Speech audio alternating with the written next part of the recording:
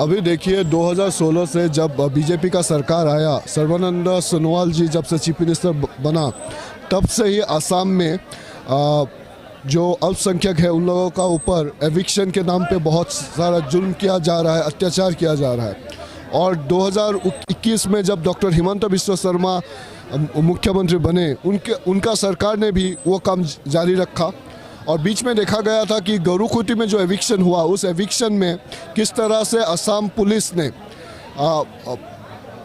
निहत्थे लोगों का ऊपर गोली चलाया, फिर मृत व्यक्ति के ऊपर किस तरह से अत्याचार किया गया, किस तरह से मानव अधिकार का वहाँ उल्लंघन हुआ, वहाँ चाइल्ड राइट्स और वुमेन राइट्स का वायलेशन हुआ।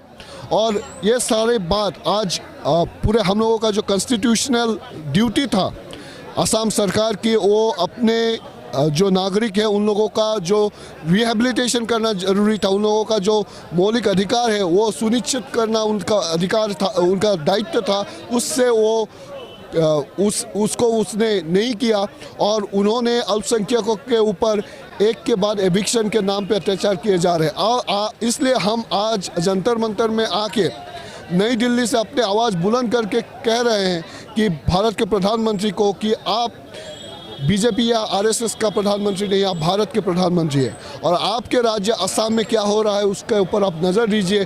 भारत के नागरिक के ऊपर धर्म के आधार पर उनके ऊपर अत्याचार हो रहा है, उसको आप बंद कीजिए। आज अब हम जब यहाँ धरना दे रहे हैं, आज अभी असम के लामडिंग में, होजाई जिले के लामडिंग में एविक्शंस हो रहा है। तो ये सब लोग इस कोविड पैंडेमिक टाइम में इन लोगों को जानवर के जैसे ज़िंदगी जीने पर मजबूर हो रहा है। अभी देखिए एनआरसी का काम जो था वो सुप्रीम कोर्ट के सुपरविजन में हुआ, फाइनल एनआरसी लिस्ट से 19 लाख का नाम कट गया। अब एज पर रूल्स 19 लाख को रिजेक्शन स्लिप देना चाहिए था, उन लोगों को अपील का एक मौका देना चाहिए था, वो स्टैट्यूटरी नियम है। लेकिन अभी देखा गया था कि अपील करते ही जो 19 लाख है वो भी नहीं रहेगा। स्पेशली जो रिलीजियस माइनॉरिटी वो सबका नाम एनआरसी में घुस जाएगा। जो एक बीजेपी सरकार और अलग अलग संगठन जो एक बांग्लादेशी का नैरेटिव चला रहा था वो बंद हो जाएगा। इसलिए हम लोग डिमांड करते हैं जो एनआरसी का अपील प्रक्रिया है वो जो बंद हो चुका है, अभी जल्दी से उसको शुरू करना चाहिए। आसाम का जितने ही लैंडलेस लोग हैं उन लोगों को लैंड पट्टा देना चाहिए। आधार कार्ड नहीं मिल रहा है, गवर्नमेंट का जो बेनिफिट्स है वो भी नहीं मिल रहा है, इसलिए सबको आधार कार्ड देना चाहिए, हर भारत नागरिक को।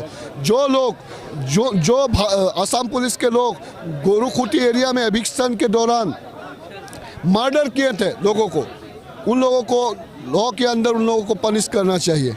उसके ऊपर से अब असम में, भारत में और विशेष से त्रिपुरा में जो बीच में धर्मीय अल्पसंख्यक स्पेशली मुसलमान के ऊपर जो अत्याचार हुआ, जिन्होंने अत्याचार किया था उन अत्याचारी को कानून के जरिए से उन लोगों को पनिशमेंट देना चाहिए। और ऊपर से हम लोग अल्पसंख्यक हैं, हम सबका दुख जानते हैं, हम लोग कोई धर्मीय संगठन नहीं है। इसलिए बांग्लादेश में अल्पसंख्यक के ऊपर जो अत्याचार हुआ है, इसलिए भारत सरकार ये सुनिश्चित करे। भारत के प्रधानमंत्री अपने आप को विश्व गुरु बनाने में जा रहे हैं, लेकिन अपने ही देश के नज़दीक में अल्पसंख्यकों के ऊपर अत्याचार हो रहा है। इसलिए भारत के प्रधानमंत्री डिप्लोमेटिक चैनल के जरिए से बांग्लादेश के अल्पसंख्यक का जिंदगी, जीवन का, उनका संपत्ति का, उनका प्लेसेस ऑफ वर्शिप का जो सिक्योरिटी है वो सुनिश्चित करें। ये हम लोगों का डिमांड है। और ऊपर से हम लोगों का लिटरेसी रेट एकदम लो है, नेशनल लिटरेसी रेट के हिसाब से। हायर एजुकेशन में तो एकदम से ख़राब है। इसलिए हम लोग चाहते हैं कि असम के जो 16वीं सेंचुरी कल्चरल आइकॉन है, सूफी सेंट है, आज़ान पीर के नाम से एक विश्वविद्यालय वहाँ हो। असम के जो ब्रेव आहूम जनरल था बाघ हजारिका उर्फ इस्माइल सिद्दीकी, उनके नाम पे एक सैनिक स्कूल हो। अलीगढ़ मुस्लिम यूनिवर्सिटी का एक कैंपस जल्दी से असम में हो, ये हम लोगों का डिमांड है। अच्छा, ये कोई घटना, ये तो ऐसा नहीं कि 2014 के बाद से ही वहाँ हो रही हो। आप कह रहे हो वहाँ वोटर आईडी कार्ड वगैरह, आधार कार्ड वगैरह नहीं बनते, वोटर आईडी कार्ड वगैरह, तो ये सिचुएशन तो कांग्रेस के सर नहीं। देखिए, आधार कार्ड का जो नियम है, आधार कार्ड का जो अभी प्रक्रिया है वो वोटर आईडी कार्ड अभी भी मिल रहा है। वोटर आईडी कार्ड का कोई एविडेंशियरी वैल्यू भी नहीं है। हम लोग वोटर आईडी का कार्ड का बात नहीं बोल रहे। जो आधार कार्ड है वो सबको मिलना चाहिए। हर स्कीम जो है वो इंटरलिंक है आधार कार्ड के हिसाब से। अगर आप लोग लाखों लोगों को आधार कार्ड नहीं दे रहे, उन लोग को चावल नहीं मिल रहा है गवर्नमेंट स्कीम में, उन लोगों को घर नहीं मिल रहा है, उन लोग को पेंशन नहीं मिल रहा है, वो नागरिकता का प्रूफ तो कहलाया जाता है ना। नहीं, नागरिक देखिए, आधार कार्ड नागरिकता का प्रूफ है, लेकिन वहाँ बांग्लादेशी कौन है? किसी को बांग्लादेशी भी प्रूफ नहीं हुआ है। अगर वो लोग बांग्लादेशी प्रूफ अब तक नहीं हुआ है, वो लोग भारतीय है, तो भारतीय को आपको आधार कार्ड देना चाहिए। सिर्फ डाउट के बेसिस में आप उन लोगों को आधार कार्ड से वंचित नहीं कर सकते हैं, जस्ट ऑन मियर डाउट। क्योंकि वो लोग बोल रहे थे 60-70 लाख बांग्लादेशी है, लेकिन अब एनआरसी ने प्रूफ कर दिया कि नहीं है 60-70 लाख। 60-70 लाख लोग एनआरसी, अभी सिर्फ 19 लाख का नाम है, फिर ज़्यादा से ज़्यादा 60 लाख लोग उसमें से मुस्लिम माइनॉरिटी है। उन लोगों का नाम भी आ जाएगा अपील प्रोसेस में। ये जो बांग्लादेशी का नैरेटिव चलता है वो सामने बंद हो जाएगा, इसलिए एनआरसी प्रोसेस से सबका नाम बंद कर रहा है। जी, हम एक ही इशू यही लेके यहाँ पे आए हैं। आसाम में ये सब प्रोटेस्ट चल रहे थे, ठीक है।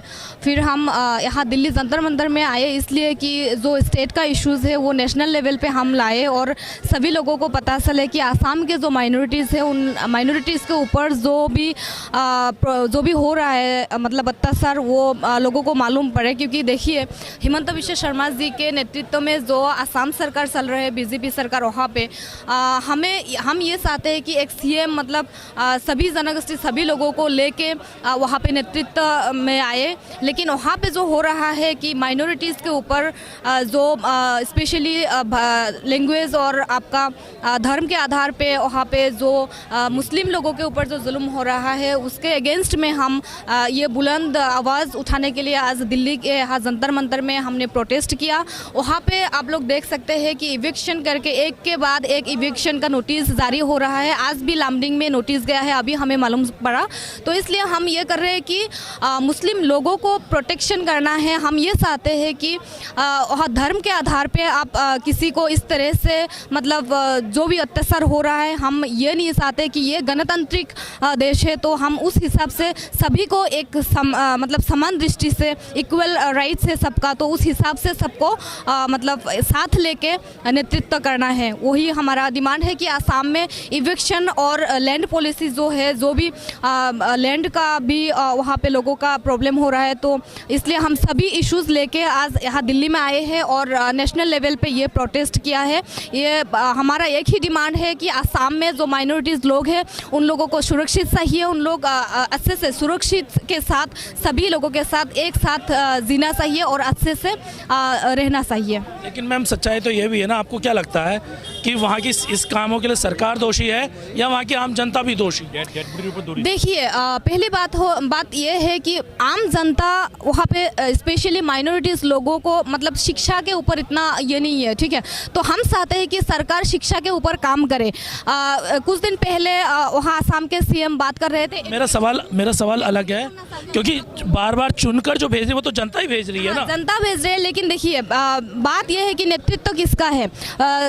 लास्ट टाइम जो सोनोवाल के जो नेतृत्व में वहाँ पे चल रहे थे, वो इतने इस तरह से एक माइनॉरिटीज़ को टारगेट करके बात नहीं बोल रहे थे। जो हिमंत शर्मा के नेतृत्व में वो बोल रहे हैं और उन्होंने जिस हिसाब से नेतृत्व कर रहे हैं वहाँ पे माइनॉरिटीज़ लोगों को, स्पेशली मुस्लिम लोगों को टारगेट करके बात कर रहे हैं और उस हिसाब से अपना काम कर रहे हैं। तो हम ये चाहते हैं कि वहाँ पे सभी लोगों को, स्पेशली मुस्लिम लोगों को साथ लेके वो नेतृत्व करें और मुस्लिम को स्पेशली शिक्षा के ऊपर काम करना चाहिए, जो हमारा डिमांड है हम कर रहे हैं। और इविक्शन को लेके आज हम यहाँ पे ज़्यादा तरफ इविक्शन और लैंड पॉलिसी को सामने रख के हमने ये प्रोटेस्ट किया कि मुस्लिम लोगों को मतलब प्रोटेक्शन चाहिए, वहाँ पे अच्छे से रहना चाहिए।